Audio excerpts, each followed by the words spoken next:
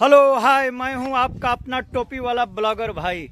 आज आप लोगों को मैं अपने यूट्यूब ब्लॉग, जो यूट्यूब का चैनल है टोपी वाला ब्लॉगर भाई, इस पर आप लोगों को बहुत ही अच्छा, इंटरेस्टिंग और बहुत ही खुश मिजाज इंसान से मैं मिलवाने जा रहा हूं। और तमाम लोग ठंडी का आनंद ले रहे हैं, जिसको कौड़ा बोलते हैं हमारे गांव देहात में। उसी पे बैठ के और चाय पे चर्चा हो रही है, एक दूसरे का हाल चाल पूछ रहे हैं और गांव का क्या परिवेश है, गांव का क्या माहौल है। आप लोग चलिए, हमें बहुत बड़ी खुशी हुई कि हमारे साथ आज एक ऐसे इंसान, ऐसा नामी जो कलाकार है, उनके साढ़ू भाई से आप लोगों को मिलवाते हैं और कुछ गाना गुनगुनाने के लिए कहेंगे, जिससे आपके चेहरे पर मुस्कुराहट आए। अब देर नहीं करते हुए उनके पास मैं चल रहा हूँ। ये देखिए, सभी लोग चाय पे चर्चा कर रहे हैं और ये होता है गांव का हमारा जो है कि कौड़ा जिसको बोलते हैं। इतना सुंदरता से सारे लोग एक दूसरे की सुख दुख को बांटते हैं। आपसे मिलके हमें बहुत खुशी हुई। और आपने जब बताया कि मैं पवन सिंह का साढ़ू भाई हूँ जी, तो इससे बड़ी बात क्या हो सकती है हमारे लिए। तो आप अपना परिचय बताइए और कुछ उनके अंदाज में आप हमें सुनाइए गीत। पवन सिंह का जो नाम लिए हैं आप, ठीक ना? जी जी। पवन सिंह का नाम लिए हैं तो पवन सिंह ये राम बाबू के दामाद हैं, ज्योति सिंह इनकी औरत है, ठीक। और मैं पिंटू सिंह गायक, जो बलिया में एक जाने हमारे चाचा जी हैं सीताराम सिंह, DRD परियोजना विभाग में वो बाबू हैं। अब लेखा अधिकारी से वो रिटायरमेंट हो गए, ठीक है। तो उन्हीं की आवाज में, पवन सिंह की आवाज में मैं सुना रहा हूँ जी। परिचय अपना बता दीजिए। पिंटू सिंह गायक, ग्राम पारा मुबारकपुर टणियाओं कोपागंज के रहने वाले हैं, जिला मऊ। जी जी जी। और मैं उन्हीं का मुखार बिंद से अपने मुखार बिंद से एक पवन सिंह का गीत सुन लीजिए। जी जी।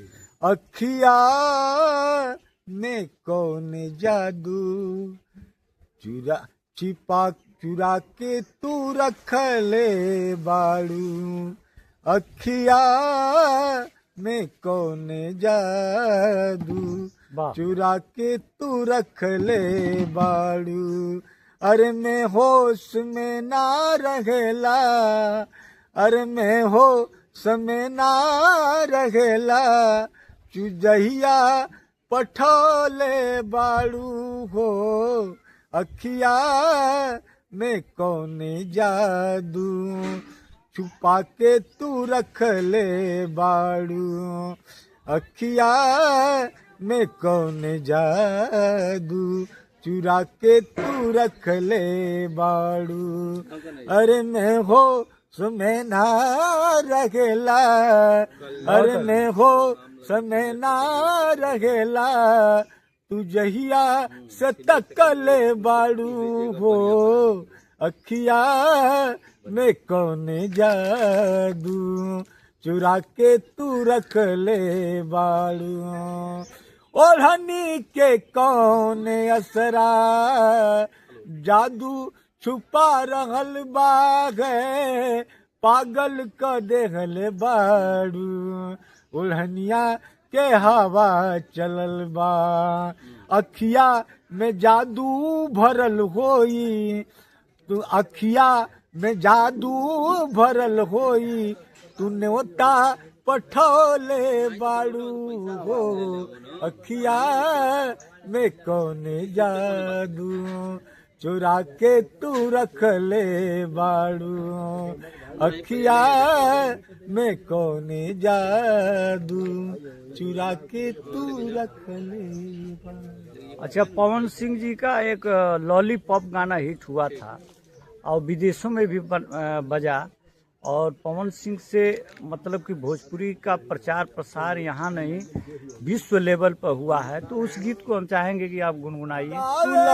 जब लिपस्टिक हिले लाया राजिस्टी, जिला टॉप लागेलू, ओ जिला टॉप लागेलू, कमरिया करेला पालक, लाली पप लागेलू कमरिया करेला पालप लाली पप लागेलू तू लगावेलू जब लिपस्टिक हिले लाया दिस्टिक जिला टॉप लागेलू ओ जिला टॉप लागेलू कमरिया करेला पालप लाली पप लागेलू कमरिया करेला पालप लाली पप बाजा है नहीं अच्छा गाना आपको बहुत अच्छा आपका जो है कि लगा। ये रहे पवन सिंह जी के साढ़ू भाई, आप लोगों ने सुना इनको और बहुत बढ़िया लगा इनका गीत। सारे लोगों के चेहरे पर थोड़ी खुशी दिखी। तो ऐसे ही आप लोग हमारे साथ बने रहिए। जाते जाते वक्त आप लोगों को हर विदाई के समय कहता हूँ tata bye bye, Radhe Radhe, जय हिंद, जय भारत।